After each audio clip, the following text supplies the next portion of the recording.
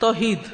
عبداللہ بن مسعود رضی اللہ عنہ سے روایت ہے کہ رسول اللہ صلی اللہ علیہ وسلم نے فرمایا، جو شخص اس حال میں فوت ہوا کہ وہ اللہ کے ساتھ کسی کو شریک ٹھہراتا ہوگا وہ آگ میں داخل ہوگا۔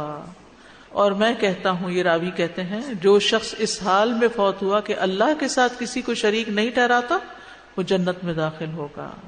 تو یاد رکھیے، شرک سب سے بڑا گناہ ہے، سب سے بڑا ظلم ہے، سب سے غلط اور باطل عمل ہے۔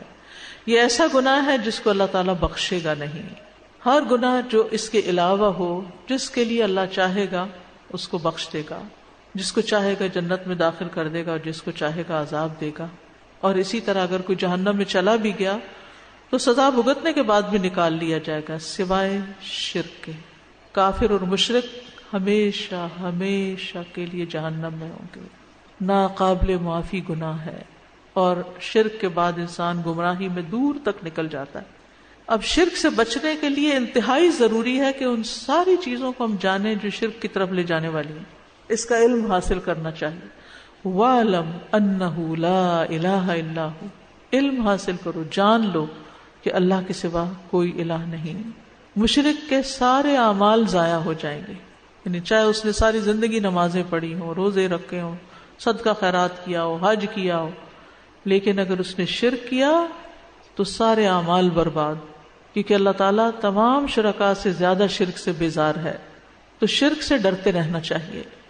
ابو موسیٰ اشعری سے مروی ہے کہ ایک دن رسول اللہ صلی اللہ علیہ وسلم نے ہمیں خطبہ دیا، فرمایا، اے لوگو، اس شرک سے بچو، کیونکہ اس کی آہٹ چیونٹی کی آہٹ سے بھی ہلکی ہوتی ہے، پتہ ہی نہیں چلتا اور انسان شرک میں مبتلا ہو جاتا ہے، اس سے اور بھی خطرناک ہے۔ اس پر کسی نے پوچھا، یا رسول اللہ صلی اللہ علیہ وسلم، جب اس کی آہٹ چیونٹی کی آہٹ سے بھی ہلکی ہوتی ہے تو پھر ہم اس سے کیسے بچ سکتے ہیں؟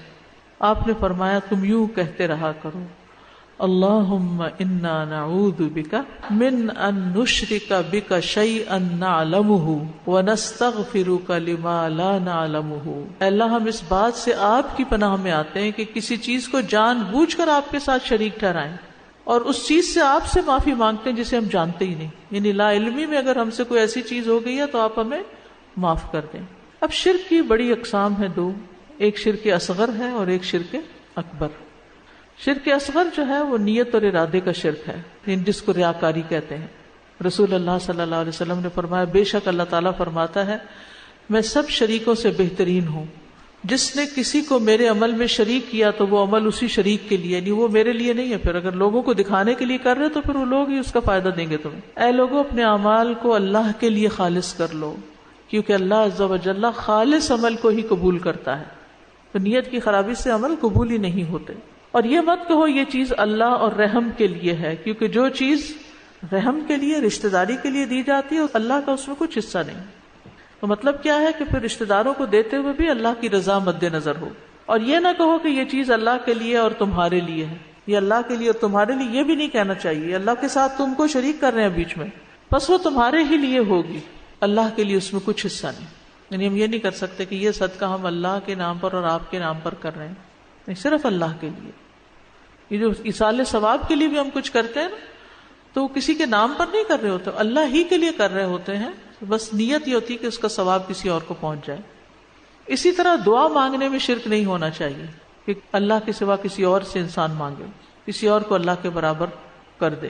پھر اطاعت میں شرک، کہ انسان اللہ کے ساتھ کسی اور کو الہ بنا لے، جیسے نصارہ نے کیا تھا کہ انہوں نے علماء اور درویشوں کو اللہ کے سوا اپنا رب بنا لیا، اور مسیح ابن مریم کو بھی، حالانکہ انہیں حکم دیا گیا تھا کہ اللہ کے سوا کسی کی عبادت نہ کریں جس کے سوا کوئی الہ نہیں، اور وہ ان چیزوں سے پاک ہے جو وہ شریک ٹھہراتے ہیں۔ یعنی جہاں علماء کی بات ہو یا کسی بڑے کی بات ہو، اس کو چھوڑ کر کس کی لینی چاہیے؟ صرف اللہ کی لینی چاہیے۔